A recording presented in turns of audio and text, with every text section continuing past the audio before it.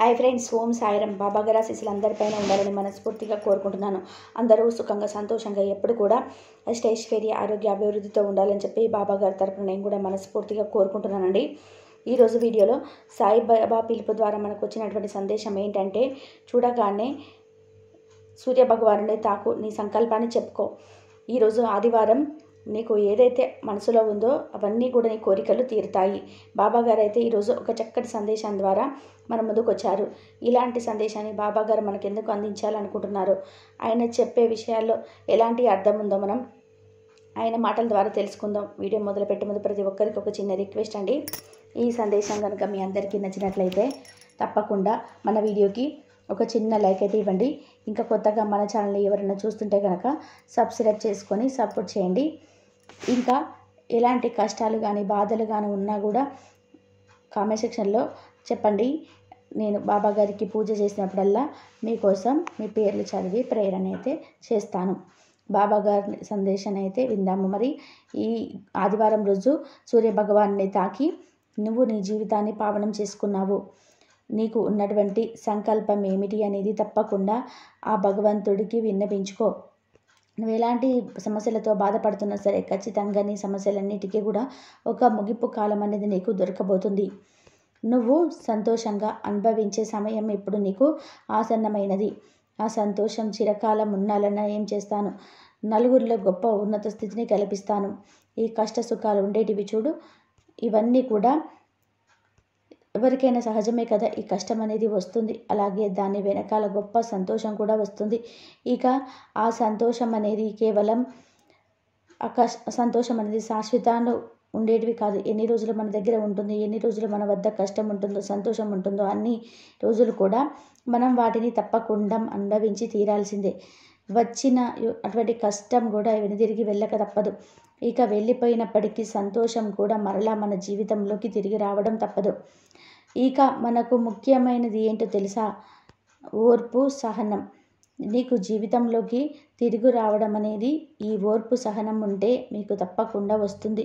వచ్చినటువంటి బాధ, నువ్వు అనుభవిస్తున్నటువంటి జీవితం, నువ్వు ఇలా మారిపోతుందని చాలా రోజుల నుండి నేను చెప్తున్నాను కదా. కానీ ఎప్పుడు కూడా బాబా ఇలా చెప్తూనే ఉన్నావు కానీ నా జీవితంలో ఎలాంటి మార్పు రావడం లేదు అని అనుకోవద్దు. నీ జీవితం అంతా కూడా ఆనందభరితంగా నువ్వు గొప్పగా బ్రతికేటువంటి కేవలం అతి తొందరలోనే దగ్గరలోనే ఉంది. నువ్వు అధైర్యపడవద్దని చెప్తూనే ఉన్నాను కదా. నువ్వు జాగ్రత్తగా ఆలోచించుకొని జాగ్రత్తగా ఉండేటువంటి సమయం ఇది. ఎవరైతే నిన్ను ఎంతగా బాధ పెట్టినా, నీ పట్ల నిన్ను దెబ్బతీసే విధానంగా నీ కుటుంబాన్ని ఎన్నో రకాలుగా అవమానించాలని చాలా ప్రయత్నాలు చేస్తున్నారు, ఇప్పటికే చేస్తూనే ఉన్నారు కూడా. మరి అంతటి వారి ముందు నువ్వు జాగ్రత్తగా ఉండాలి కదా. సున్నితమైనటువంటి నీ మనస్సు, అలాగే నీ మంచితనం నాకు బాగా తెలుసు. అయితే నువ్వు కూడా ఒక మంచి విషయాన్ని చూడాలి. అదేమిటి అంటే, నీ మాటలతో వినయంతో ఎవరినైనా సరే నీ ముందు నటిస్తున్నారో వారి ముందు నువ్వు కూడా నవ్వుతూ నటించు. అయితే నీకు వచ్చినటువంటి నష్టం ఏమిటో కానీ వారికి మాత్రం నీ పట్ల జాలి, ప్రేమ అని ఎప్పుడు కూడా ఎట్టి పరిస్థితుల్లో కూడా నమ్మవద్దు. నీ గురించి నువ్వు చేసేటువంటి పని గురించి వారితో ఎట్టి పరిస్థితుల్లోనూ కూడా సంభాషించవద్దు. వారితో నీ కుటుంబంలో జరిగేటువంటి విషయాలను కూడా ఎట్టి పరిస్థితుల్లోనూ పంచుకోవద్దు. అసలు నీ మదిలో వచ్చేటువంటి ఆలోచన విధానాలను సైతం కేవలం నీ తల్లిదండ్రులకు మాత్రమే పంచుకో. తర్వాత నేను చెప్పడం కాదు, కానీ నువ్వు నాపై అంత నమ్మకాన్ని పెట్టుకుంటే మిగతా వాళ్ళందరూ కూడా నాకు అప్పచెప్పు. జరగవలసినటువంటి ప్రతి కార్యం కూడా నేను చూసుకుంటానని చెప్తున్నాను కదా. ఇక నువ్వు దిగులు పడవలసిన అవసరమే లేదు. ఎక్కువగా ఆలోచించవద్దు, అవసరం కూడా అంతకన్నా లేదు. అతి రహస్యంగా కేవలం ఒంటరిగా నీకు నువ్వే మొదలుపెట్టు. నువ్వు ఎంచుకున్నటువంటి పని ఎందుకు జరగదని, ఎందుకు అలా ఆగిపోయిందని, నా ఆలోచనలు ఏమైనా తక్కువైందంటే, నేను ఏమైనా ఈ విషయం గురించి నేను ఇలా ఆలోచిస్తున్నానా అని నువ్వు ఎప్పటికీ కూడా అనుకోవద్దు. ఎందుకు నేను ఎంచుకున్నటువంటి పని గురించి సరైనటువంటి నిర్ణయం తీసుకోలేకపోతున్నాను అంటూ ఆ పనిలో ఏ విధమైనటువంటి విజయం పొందకుండా ఉంటానా? అసలు నా కుటుంబాన్ని ఎంతమంది అవమానించారు, ఎన్ని బాధలు పెట్టారు, ఎన్ని మాటలు అన్నారు, వారందరికీ కూడా నేను సమాధానం ఇవ్వాలి కదా. అది ఇవ్వకపోయినా కూడా నన్ను నమ్ముకున్నటువంటి నా కుటుంబాన్ని నేను జాగ్రత్తగా చూసుకోవాలి. వారు నాపై ఎన్నో ఆశలు పెట్టుకున్న ఆశలన్నీ కూడా నేను వమ్ము చేయకూడదు అనుకుంటూ ఇలా ప్రతి క్షణం కూడా ఒక్కసారిగా నీకు ఆలోచనలు గుర్తు చేస్తూనే ఉంటాయి. అలా ఆలోచనలు గుర్తు చేసుకుంటూ ఉండు, కష్టపడు. ఏమవుతుంది, కష్టపడితే అదంతా కూడా కేవలం కొద్ది రోజులే కదా. తర్వాత కష్టానికి తగిన విజయాన్ని భగవంతుడు నీకు ఎప్పుడు ఇస్తాడు, ఇచ్చే తీరుతాడు. అప్పుడు నీకు వచ్చేటువంటి నీ విజయ తీరాలను తప్పకుండా ప్రతి ఒక్కరు కూడా చూసి ఆనందించాలి. ఆనందించే విధానంగా నీ గొప్పతనం అనేది ఉండాలి. నిదర్శనంగా అందరికీ చూపించేలాగా ఉండాలి, గర్వించేలాగా ఉండాలి. నిన్నే నమ్ముకున్నటువంటి నీ కుటుంబం అంతా కూడా నిన్ను చూసి గొప్పగా గర్వపడేలాగా బ్రతకాలి. నీ విజయం కూడా నలుగురికి ఆదర్శప్రాయంగా ఉండాలి. నిన్ను ఎవరైతే పైకి రాకుండా చేయాలని కలలు కన్నారో అలా కళ్ళు కన్న వారి కలలన్నీ కూడా ఎప్పుడు కూడా కళ్ళలైపోవాలి. నీకు నీ జీవితాన్ని ఎవరు కూడా మంచి జరిగేటట్టుగా ఎవరు ఆపలేరు. మంచి ఖచ్చితంగా జరుగుతుంది. బూడిద పాలు చేస్తున్నారు, అదంతా కూడా నువ్వు ప్రతి క్షణం గుర్తుకు తెచ్చుకుంటూనే నీ యొక్క ఒంటరి పోరాటాన్ని నువ్వు వదిలిపెట్టు. అయితే ఒక విషయం నువ్వు తప్పకుండా మర్చిపోవద్దు, ఒంటరిని అని మాత్రం ఎప్పటికీ కూడా అనుకోవద్దు. ఎందుకంటే నువ్వు ఒంటరిని అని అనుకున్నప్పుడల్లా నీలో ఇంకా బాధ ఎక్కువైపోతుంది. నువ్వు ఒంటరివి అని అనుకుంటే నువ్వు ఒంటరిగా మిగిలిపోతావా చెప్పు. నా వెన్నంటే ఉండి నన్ను నడిపించేది శక్తి నా తల్లిదండ్రుల యొక్క దీవెన, నా సాయి అనుగ్రహం నాకు తోడుగా పుష్కలంగా ఉన్నాయి అన్నటువంటి ధైర్యాన్ని క్షణక్షణం కూడా నీలోనే నింపుకుంటూ ఉండు. తద్వారా నీకు ఎంతో మానసిక ఆనందం కలుగుతుంది. ఎంతో సంతోషంగా నువ్వు జీవితాన్ని గడపగలుగుతావు. ఎంతో సంతోషంగా నీ జీవితం అంతా కూడా సంతోషంగా భరితంగా తప్పకుండా అవుతుంది. వేదన అంతా కూడా నీకు తప్పకుండా తీరిపోతుంది. నీ బాధలు, నీ కష్టాలు అన్నీ కూడా నాతో చెప్పుకున్నావు కదా. తప్పకుండా వాటన్నిటికీ తొలగించే బాధ్యత నాది. ఎప్పుడు కూడా ధైర్యాన్ని తెచ్చుకుంటూ ఉండు. విజయం నీదే అవుతుంది. నీ కష్టంతో నాకు పని లేదు, నీ వేదనతో కూడా నాకు పని లేదు. ఏది అయితే నువ్వు ఇష్టానుసారంగా ప్రవర్తించడం మాత్రం నాకు అసలు నచ్చదు. ఎందుకంటే నువ్వు నన్ను ఎంతగా నమ్ముకున్నావో నిన్ను కూడా నేను అంతగానే నమ్ముతున్నాను. నువ్వు ఎంతో గుణవంతురాలివి, ఎంతో ధైర్యవంతురాలివి, ఎంతో అదృష్టవంతురాలివి కూడా నేను చెప్తూ ఉంటాను. నీ సాయినాథుడు ఆయన కరుణామయుడు, భక్తుల పాలిట కల్పవృక్షం. తన భక్తులు కష్టంలో ఉంటే ఆయన తప్పకుండా కరుణిస్తాడు అన్నటువంటి నువ్వు ఒక మార్పును నీలో నింపుకుంటే గనక నీకు అంతా కూడా మంచి జరుగుతుంది. ఆయన చూస్తూ ఉంటాడని ఉండడు కదా. వారికి కావలసినటువంటి సహాయాన్ని అలాగే ధైర్యాన్ని ఎలాగైతేనేమి వారికి అందేలాగా చేస్తాడు. కాకపోతే మీరు కొన్ని సొంత నిర్ణయాలు తీసుకునేటప్పుడు 1కి 2 సార్లు జాగ్రత్తగా ఆలోచించి మీ మనసుని జాగ్రత్తగా మలుచుకుంటూ మీ జీవితాన్ని మీకు మీరే అందంగా మలుచుకోవాలి. ఇక తర్వాత మనం చేసేటువంటి కష్టం మనల్ని చేయాలి. మనం ప్రారబ్ధానుసారం ఏ విధంగా పరిస్థితులకు మనకి ఏ విధంగా అనుకూలంగా ఉంటాయో అలాగే ఉంటాయి. దేనికి కూడా ఒత్తిడికి గురి కాకుండా ఏది జరిగినా కూడా అంతా భగవంతుడిపై భారం వేసుకుంటూ భగవంతుని యొక్క నామస్మరణ చేస్తూ మన మనసులో ఆయన రూపాన్ని నింపుకొని ఆయన గురించి ఇతరులకు గొప్పగా చెప్పుకుంటూ మన జీవితంలో జరిగినట్టు గొప్ప మార్పులు సంతోషంగా బాబా ఎంత సహాయాన్ని అందించాడో కూడా ప్రతి ఒక్కరికి కూడా నువ్వు తప్పకుండా నలుగురితో పంచుకుంటావు. ప్రతి ఒక్కరితో కూడా నువ్వు ఈ నిదర్శనంగా చూపించాలి. ఇక నేను నీ నుండి ఏమి కష్టసాధ్యంగా ఉండేటువంటిది ఎప్పుడు కూడా అడగను. అడిగితే 2 అడుగుతాను. అది ఏమిటి అంటే పరిపూర్ణమైనటువంటి విశ్వాసం, భక్తి, ప్రేమ ఇవి ఉంటే చాలు. నా భక్తుని ఎలాంటి అంధకారంలో ఉన్నా సరే చేయూతనిచ్చి పైకి లాగి మరీ జాగ్రత్తగా నిలబెట్టగలను.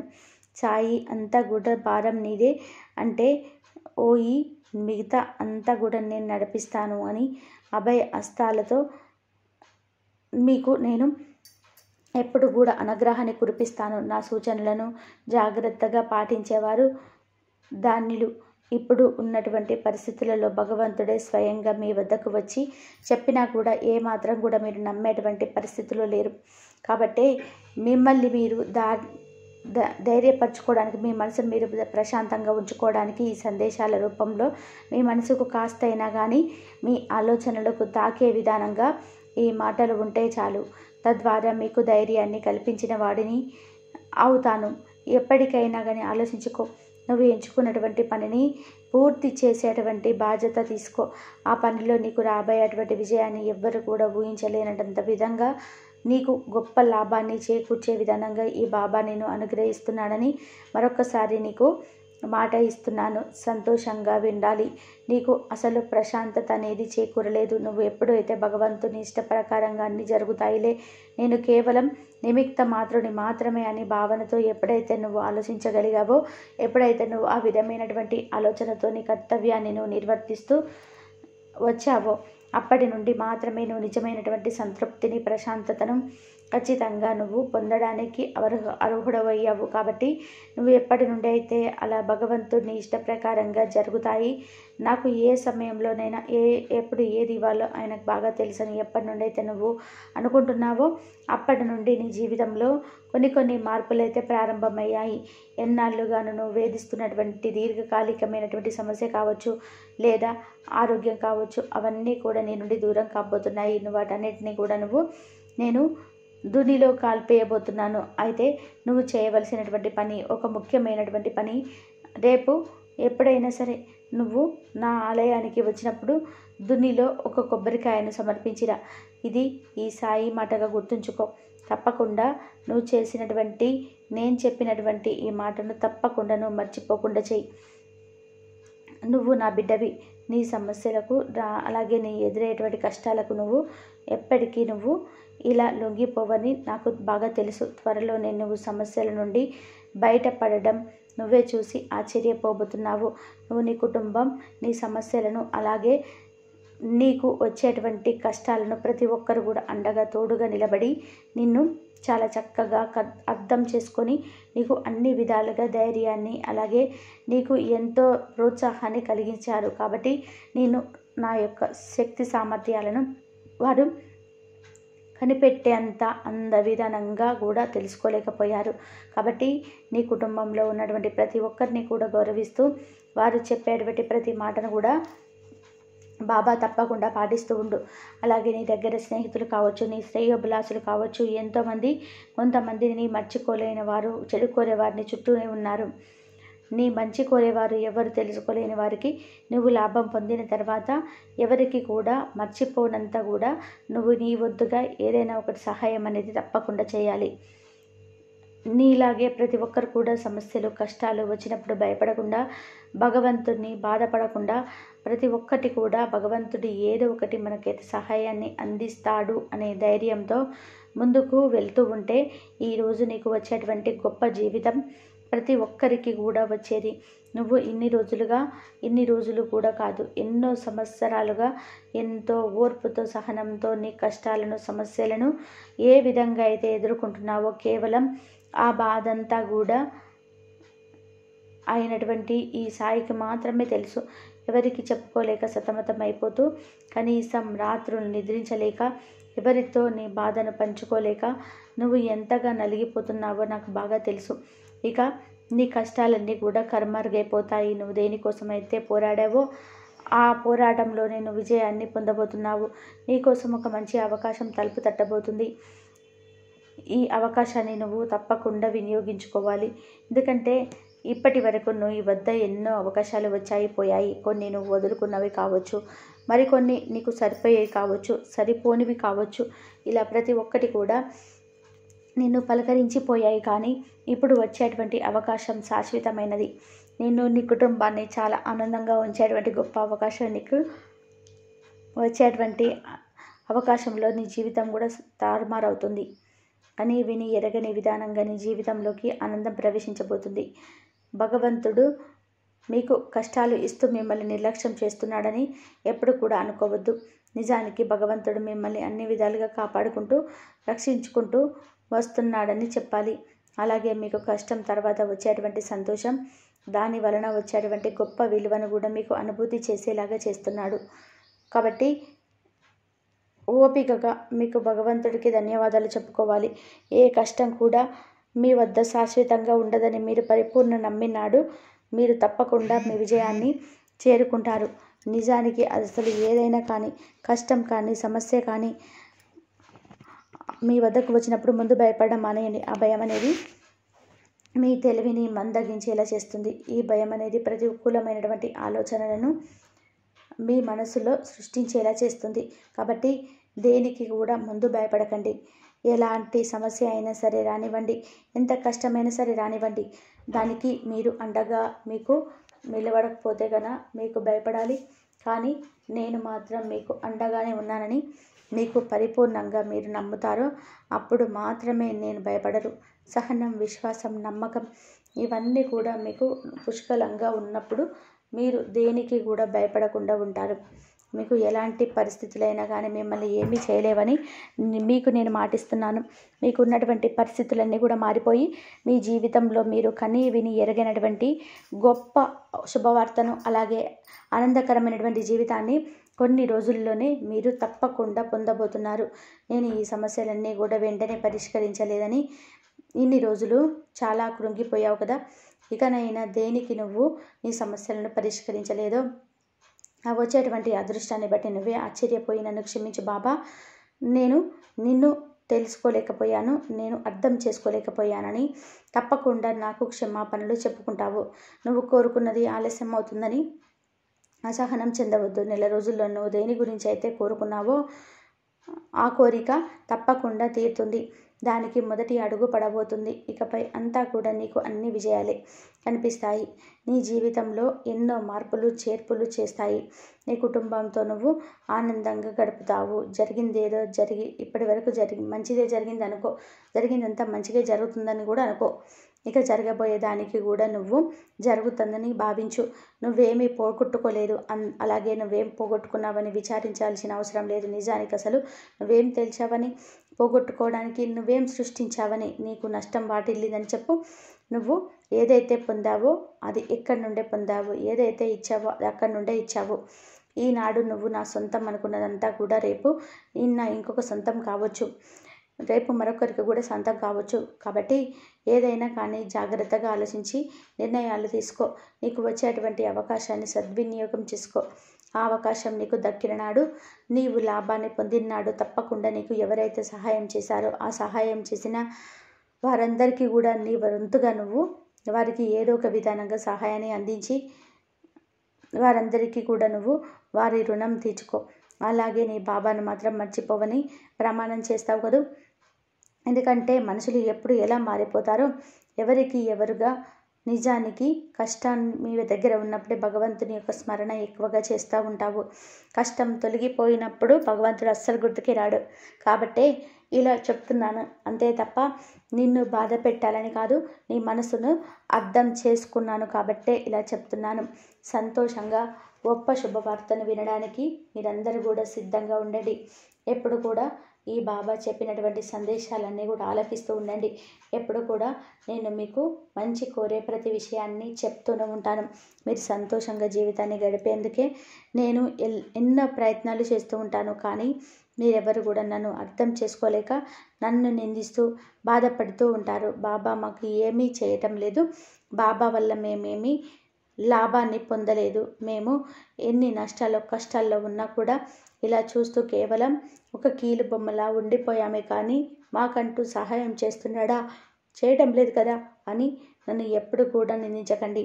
ఎవరికి ఎప్పుడు ఏది ప్రాప్తించాలి, ఎవరికి ఎప్పుడు ఏది జరగాలన్నది భగవంతుడికి అన్నీ తెలుసు. ఇలా ఎవరికి ఎప్పుడు ఏది ఇవ్వాలో భగవంతుడికి పూర్తిగా తెలుసు. మీకు దక్కవలసినటువంటి సమయం వచ్చినప్పుడు అది తప్పకుండా దక్కుతుంది. మీరు దానికోసం ఎప్పుడు కూడా చింతించకండి. ఈరోజు మీకు దక్కాలి అని రాసిపెట్టి ఉంటే ఖచ్చితంగా అది మీకు దక్కే తీరుతుంది అని నేను మీకు మరల చెప్తూ ఉంటాను. కానీ వాటన్నిటిని మీరు లెక్క చేయకుండా కేవలం చోద్యం చేస్తూ ఉంటారు. ఎప్పుడు కూడా నన్ను నిందిస్తూ బాబాను అసలు మేము అడిగినా కూడా పట్టించుకోవడం లేదు అన్నటువంటి మీరు అపనమ్మకాన్ని వదిలేసి నాపై పూర్తి విశ్వాసాన్ని మీరు ఎప్పుడైతే నింపుకుంటారో మీకు జరగబోయేంత మంచి పనులు కూడా మీకు అన్నీ అవగాహన అవుతాయి. ఎప్పుడు కూడా ఈ బాబాపై పూర్తి విశ్వాసాన్ని ఉంచి ప్రతి ఒక్కరి విషయాన్ని తప్పకుండా సంతోషాలను అన్నిటినీ కూడా వినేందుకు సిద్ధంగా ఉండండి. శుభవార్తలను అందుకునేందుకు ప్రతి ఒక్కరు కూడా సిద్ధంగా ఉండండి. సో విన్నారు కదా ఫ్రెండ్స్, బాబా గారు చెప్పినటువంటి ఈ సందేశం మీ అందరికీ కూడా మనస్ఫూర్తిగా నచ్చినట్లయితే తప్పకుండా మన వీడియోకి ఒక చిన్న లైక్ అయితే ఇవ్వండి. ఇంకా కొత్తగా మన ఛానల్ ఎవరైనా చూస్తుంటే కనుక సబ్స్క్రైబ్ చేసుకొని సపోర్ట్ అయితే చేయండి ఫ్రెండ్స్. మరొక మంచి వీడియోతో మళ్ళీ కలుద్దాం. అందరూ బాగుండాలి, అందరిలో మనం ఉండాలి. ఓం సాయిరాం. శ్రద్ధ సబూరి బాబాగారి ఆశీస్సులు అందరిపైన ఉండాలని మనస్ఫూర్తిగా కోరుకుంటూ మరొక మంచి వీడియోతో మళ్ళీ కలుద్దాం. సర్వే జన సుఖినో భవంతు. సర్వం శ్రీ సాయినాథార్పణమస్తు. ఓం సాయి.